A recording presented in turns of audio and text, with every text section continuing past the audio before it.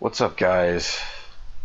After 5 attempts of blue screens and just frustration, I finally decided to give this tutorial one last try before I throw it in. So if you're hearing it, I guess it worked. But yeah, my PC's being a complete fuckhead because the warm temperatures are just fucking up the circuitry and whatnot and whatever. But 5 gigahertz was fine. The memory overclocked to 2160 was not. So tutorial.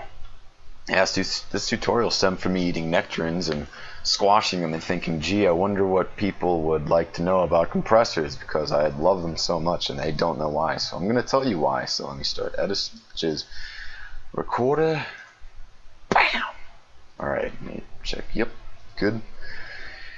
And here's what I'm going to compress. The drums over here, but I'll let you hear the track, which is kind of unmixed in a dump heap because it's something I worked on for 20 minutes and was like, I'll make something else that's better. So here it is.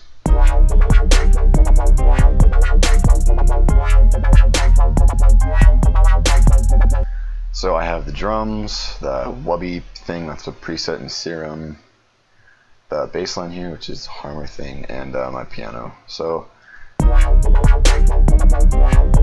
right now, listening to it, the drums sound pretty wimpy. And to fix that, the thing I like to do is put a snappy compressor on it, but in this instance I'll put something simple and I'll teach you to do stuff. So this is the Glue by Cytomic. It's an emulation of the Solid State Logic something thousand compressor. It comes on the consoles. I've read about this stuff. I love compressors. So how these work, threshold is the bar of which if audio goes over, it will be compressed based on the ratio. So like a ratio of 2 and the threshold of 20 means that any audio that goes into the compressor that's above 20 dB is slowly squashed down to, I think, half. The farther it goes up, it's weird, and so on. The higher these numbers go, the more dense the compression goes, and the lower the threshold as far as dB, the denser the compression. So 0 dB means anything that goes above 0, so clipping is compressed. Negative 20, anything that goes over negative 20 is compressed, and so on. So that's a crash course on that. I'll solo the drums. Right now, the drums aren't going over 20, but it's still compressing. Don't know why, but there you have it. Oh, it's a threshold thing, so that's why. But this is an analog emulation, so there are some analog, like, I guess, treats in it, like having analog distortionish and just the warm snappiness to it, and it colors the sound, which is nice. And looking at a good compressor, you want something that colors the sound just a little, gives it warmth, and it doesn't sound like a mechanical mess. Like IL Maximus, it's a compressor, but it's multi-band, and it's not analog at all. It just compresses the living shit out of anything without coloring it, unless you want to turn on saturation, but that's another thing. I have a saturator here. And to use compressors properly, I watched a video of a guy doing it, like called A Different Way to Use a Compressor, which is a pretty cool idea, which is you set the attack and release, which is the attack, which is the latency before the compressor kicks in, but it doesn't actually make any latency on the tracks before it kicks in. So like attack on an envelope, 10 milliseconds, 30, whatnot. And release is like release on an envelope, which is how long the compressor takes to deactivate. So like, I don't know, let's do an example. Here's my mouse cursor here. Here's the compressor. Like if the attack's really long, like 30 milliseconds, this is the original audio. It goes down and goes down and keeps going.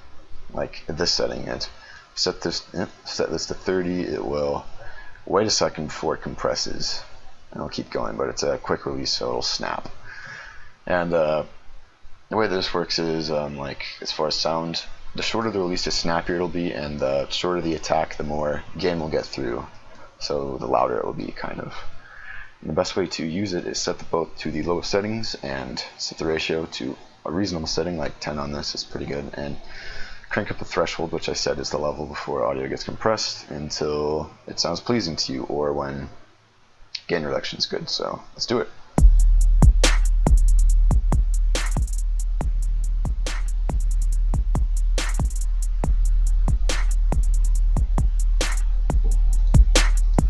Be sure to bypass compressors when you use them. Let me check the Good, 5 minutes, alright.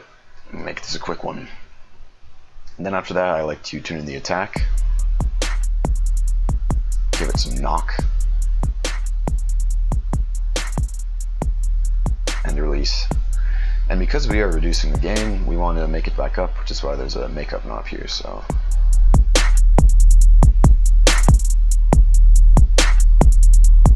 Just do it to ear. Have a saturator on it just to clip it. Let's do it before and after.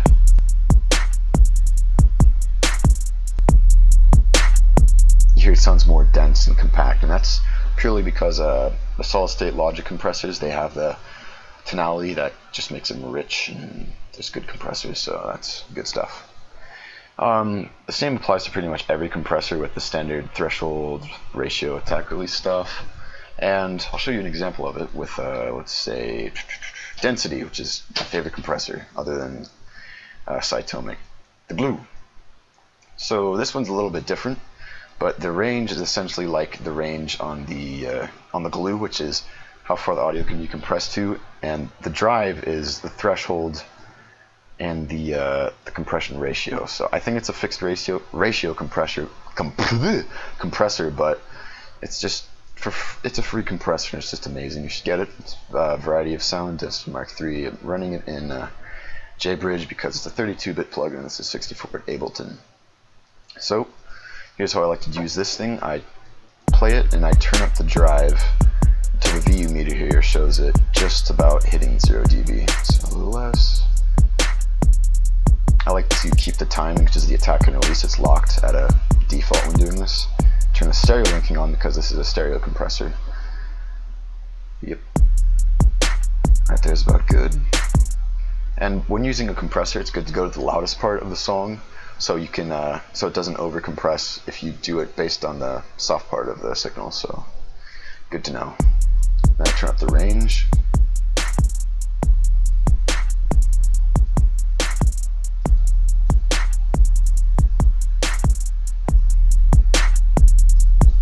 And this is a great compressor because just of its transparency. And when I talk about transparency in a compressor, I mean like if you put a compressor on something and you turn up the settings like to max, turn the knobs up to all, and just compress the living shit out of it, you'll hear a kind of snappy a characteristic, you know it's been compressed sound that's not really pleasant.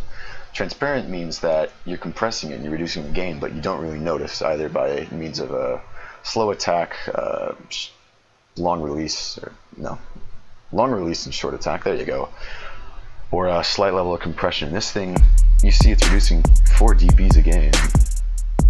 You can barely notice it, and it colors a signal. It's analog warmth. It's a great compressor. So that's how to use compressors. Attack release, use subtly, and I think I'll show you how to smash the crap out of stuff with a compressor. So I will grab FET Compressor by Softtube.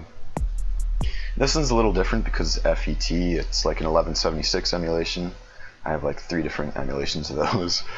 And there's no real threshold or ratio. Well, actually there's a ratio, what am I saying? But the threshold is locked, and it's based on how hard you feed the compressor. So if I turn the input down, this is essentially the input gain and the threshold. Just until some gain reduction. Of course, I have to switch these to fast. Let's turn the ratio to all. Crazy ass upward compression. Just another type of compression. I'm just showing you normal bus compressors, but there are multiband compressors like Maximus and IL multiband, which is in Juice Pack. But here we are.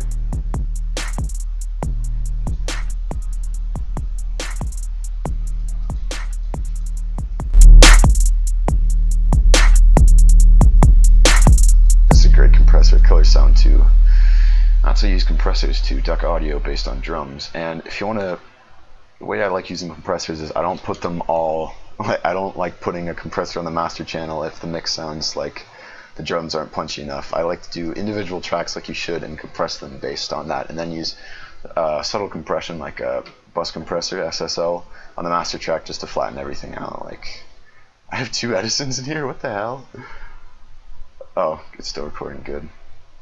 So that is that. That's how you use compressors and stuff. And I will do my mastering chain tutorial next because that kind of ties in with this. So watch out for that one.